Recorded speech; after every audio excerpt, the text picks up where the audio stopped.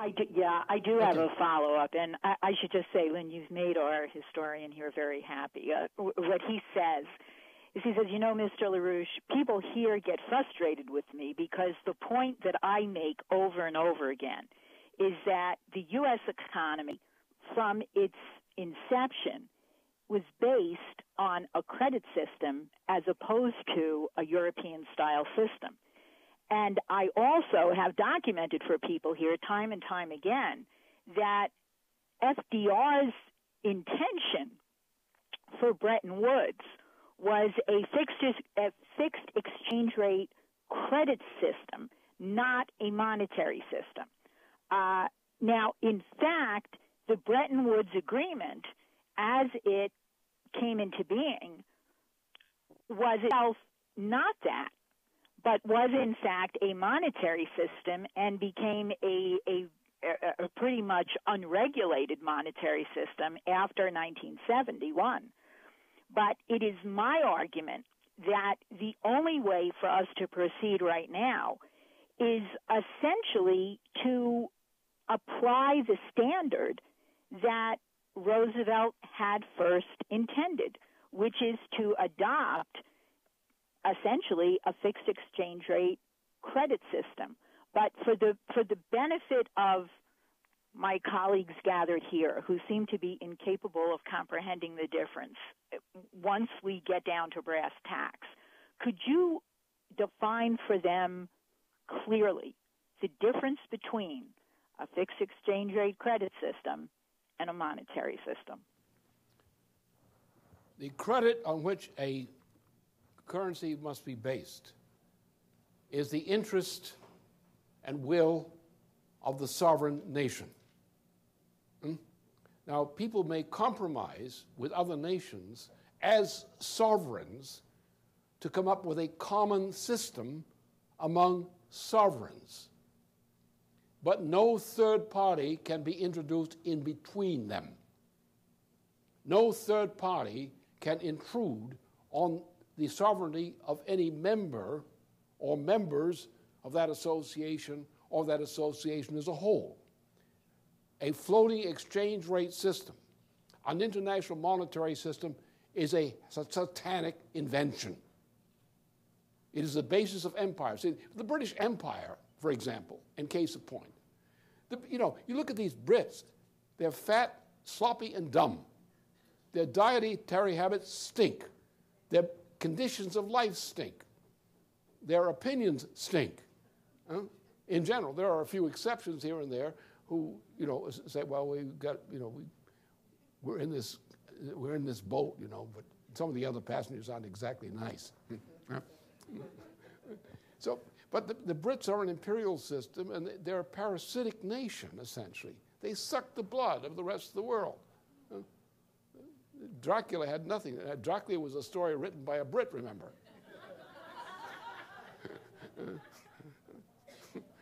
That's not coincidental. So they don't have a moral sense. The Brits don't. And all they are is a simple attachment to an international Venetian monetary system. That is, the monetary system is controlled by a Venetian principle of an international agreement among bankers and similar kinds of financiers. They run the world, and they say, we have to have a free trade system. It's like it's not an open marriage. A free trade system. We don't know who the baby's father is, You can track the mother, but you can't track the father so easily. That's the British system. It's a free trade system. And therefore, the free trade organization, the monetarists, control the world. That's the nature of the British Empire. The British Empire is an Anglo-Dutch Saudi system. In 1970, it became also Saudi. Because the Saudis actually ran the swindle together with the Dutch and British, which created the new floating exchange rate system of the post-war system. And so the Saudis actually became integral part of the British Empire. Not merely members, subjects, but they actually became an integral part of the worst features of the British Empire. Some of the greatest crimes ever committed were committed by Prince, who's essentially the former ambassador to the United States from Saudi Arabia, who became a British agent at the age of 16. And this crowd in Saudi Arabia, which has enemies in Saudi Arabia, of course, naturally, this crowd is an integral part of the British Empire. So you have an international system which is above government, which demands, and a free trade principle, demand that their system be higher in rank than government, that governments must submit to free trade agreements. That is the name of Satan. That is the enemy. That is the empire. It's not the British people who are made stupid by living under such conditions. And they have also got some filthy habits, too, as well as being stupid. But they are not the problem. It's not they or the Dutch that are the problem. It's this particular phenomenon. The empire. This is the ancient concept of empire. The empire reposes in an individual who's selected by a committee, who is given the policy of making law. Nobody else can make law. Others can have statutes and agreements and policies, but they can't make law in the sense of constitutional law. Only the caprice of the emperor can define law. And today that emperor is the international financial monetary system. That is the monster we must destroy. And there is no solution to any of the problems the world faces today unless we destroy that empire. And we can destroy the empire very simply. Make me president, I'll do it for you easily. I can explain it to another guy who's qualified to be president. I have the knowledge. I'm willing to share that with anybody who is a qualified president of the United States. I'm getting old. I don't want to be running the presidency myself. I know how to do it better than anybody else does, but that's not what I want to do now. What we do essentially is the United States conducts a treaty agreement with Russia, with China, with India. Why? Because you have two frontiers of the development of civilization today. One is in Asia, and Russia is a Eurasian nation. You have another one is Africa. Well, the first thing in Africa, you kick the British entirely out of Africa. Just kick them out. They're British, get out of here. Get them down. You don't belong here. You're a bunch of parasites, you're mass murderers, you commit any crime imaginable. And we're going to be free you. We get you Africans, you're going to free. And kick the Brits out. Let's kick the Brits out. And let them have to live with that with themselves. And that will be punishment enough for them. Anyway, so in that approach, what we do is we simply take the fact we create a credit system. What do we do? How does the United States make a treaty? And how does it utter money legally under our Constitution? You utter money by a vote of the Congress, primarily the House of Representatives. It's a presidential action authorized by the consent of the Congress. Now what you do is you do the same kind of thing you do for an international treaty. The United States explores a treaty agreement with other nations. The president endorses that. That is presented to the Congress, including the House of Representatives.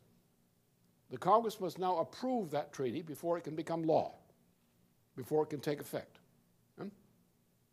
Money is uttered by the United States legally in the same way. When both are in the form of credit. A treaty agreement is credit. It may not be monetary credit as such, but it's credit. A monetary agreement, financial agreement, is also credit. We agree that the United States will create a debt. The debt will be used as a capital debt either to utter money for circulation in the United States or for investment in some projects which the United States is going to fund, the federal government is going to fund. We also do the same thing with friends abroad, with whom we have treaty agreements. So what I'm proposing is a general treaty agreement made individually and collectively between the United States, Russia, China, and India, and other countries, with emphasis upon our major targets, economic targets, are Asia and Africa. Russia is a Eurasian nation whose territory and skills are crucial for the development of the mineral resources of northern Asia. mineral resources which China would know, but China wouldn't be able to develop. China does not have the technology and knowledge and experience to do that. Russians do. They know how to operate in a tundra area, and a lot of this is in a tundra area. But we need those raw materials developments in order to develop China and other countries. So therefore, we have a treaty agreement. Now, China also now recognizes that it's benefiting from this. We make a treaty agreement with China. And the Russians joined into a treaty agreement with China and with India. And also Japan will really come in immediately. Korea will be coming in immediately. Nations of Southeast Asia will tend to join immediately. They want this. So therefore, we now say we're going to make a treaty agreement with a 50 and 100-year duration. Because we know that what we're going to invest in has a 50 to 100-year cycle. Some of it's 25 years, some less. Now we're going to give these countries credit from the United States for their development in certain projects, certain categories of projects, like mass transportation systems, water development systems, all the things that are necessary to develop a population and build up the capital investment, physical capital investment, to enable that country to have a future. In the meantime, the credit system will allow them to continue to live decently. They have the credit protection against foreclosure, guaranteed by the United States and other nations. And therefore we say, China, you need this. Russia, you need this, and you have to do this for these other nations. India, you have to do this. For example, one measure. If we're going to have a war, a general war, it would be a thermonuclear war. So if you want a war, you're going to get a thermonuclear war. So don't worry about it. Because if you're foolish enough to have a war, you're going to have a thermonuclear war. If you don't intend to have a thermonuclear war, what are you going to do with all that plutonium? Well, it has a very useful function. If you free it from this ladder of plutonium, you're going to charge up nuclear uranium and thorium reactors. You're going to charge them up all over the planet. You're going to create this system of power which enables you to use technologies of production which don't exist today. Right? The key one, the most important one, the most urgent one is water. Fresh, drinkable water for every people. Extremely important. Power in general is a byproduct of that. We're going to be used for basic infrastructure. So look at the map of Africa. Take a study, or the helicopter study, of what the African terrain looks like. What do you see? How many roads do you see? How many railroads do you see? Look at the towns. Look at where people live. What are the conditions of life in Africa? They're horrible. Totally undeveloped. What does Africa need? Does it need wise guys coming in there? No, it doesn't need wise guys. It needs transportation systems, especially railway. It needs power systems, especially nuclear. Can be developed there. It needs various systems of infrastructure which are necessary to build up an economy in Africa by the Africans. Get the British out. It will begin to happen immediately. So that's the way so when we come into this kind of treaty agreement, a credit system, we extend it globally. Credit for Africa. Africa, we agree that Africa requires a mass transportation system, a railway magnetic levitation. We agree they require water systems with the aid of nuclear power. We agree that they require this. Okay, we as a group of nations are going to extend credit to them to assist them in supplying themselves with these kinds of systems. If we give them the infrastructure and access to technology, they will do the rest for themselves. And it's better they do it for themselves, because then it's theirs. And we want the private section of the economies of nations to be theirs, not ours. So we make credit agreements with them. Again, 50 years, 100 years. We give this planet 100 years to work its way out of the current mess. We emphasize scientific progress, technology, high energy flux density, these kinds of things. These are all things we can do. These are things we were on the verge of doing in the 1960s, before we shut down the space program. We were getting, in the early 1970s, we were getting a 10-cent return on every penny we spent on the space program.